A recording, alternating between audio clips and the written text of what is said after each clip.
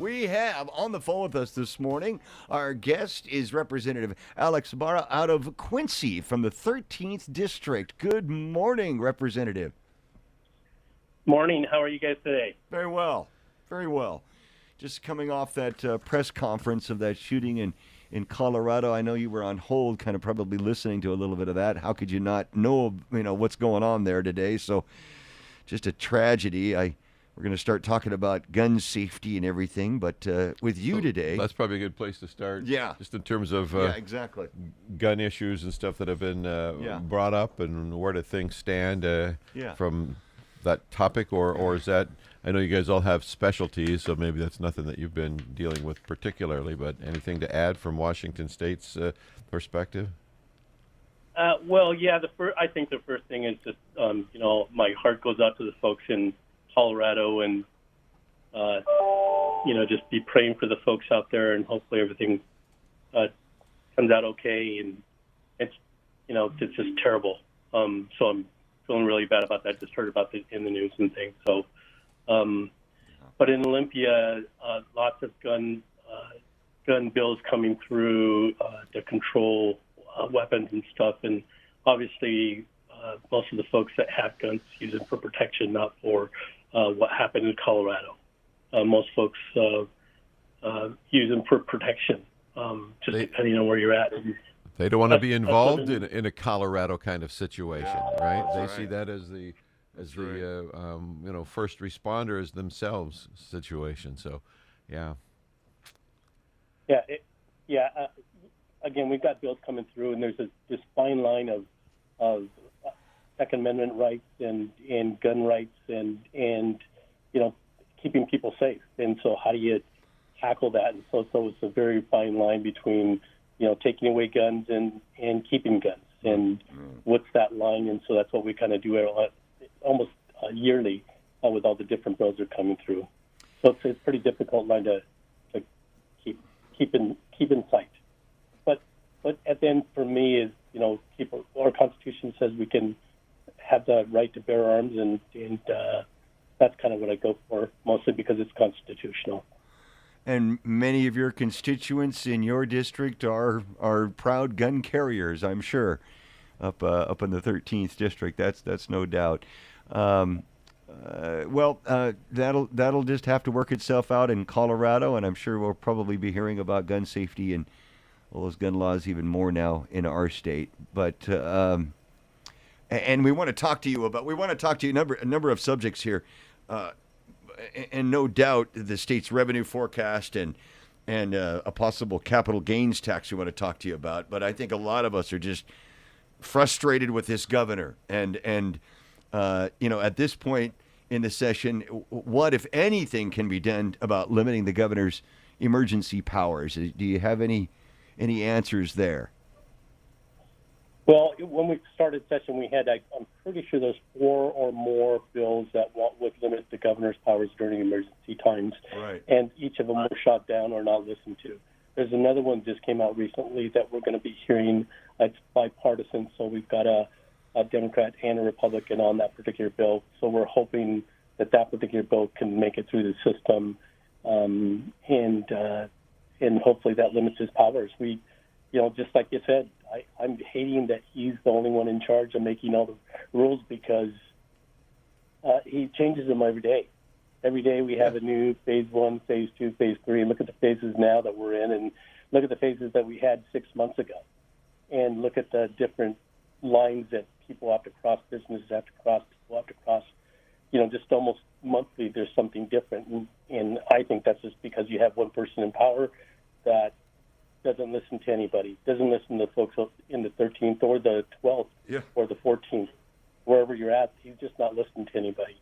That's the way I see it. He listens to the folks in Seattle, is what I see. And they want, and I suppose he's probably not hearing a lot of, or maybe he is, hearing a lot of opposition about a capital gains tax on the west side of our state. How do you feel about that? State's revenue forecast shows we got a lot of money. No need for a capital gains tax, right? I mean, exactly. It's just a method to their means. They want an income tax at the end of the day, so they're going to start with the capital gains, which is an income tax, which is unconstitutional. yet they're going to run it again. The people have told them, I think in 10 elections, we do not want a capital gains or an income tax, and they keep pushing it through over and over and over again. Oh, jeez. And they may pass it again. It is so frustrating. Why do you think these lawmakers are just looking for new taxes? You know, in light of this, are they looking 5 years down the road? What do you think?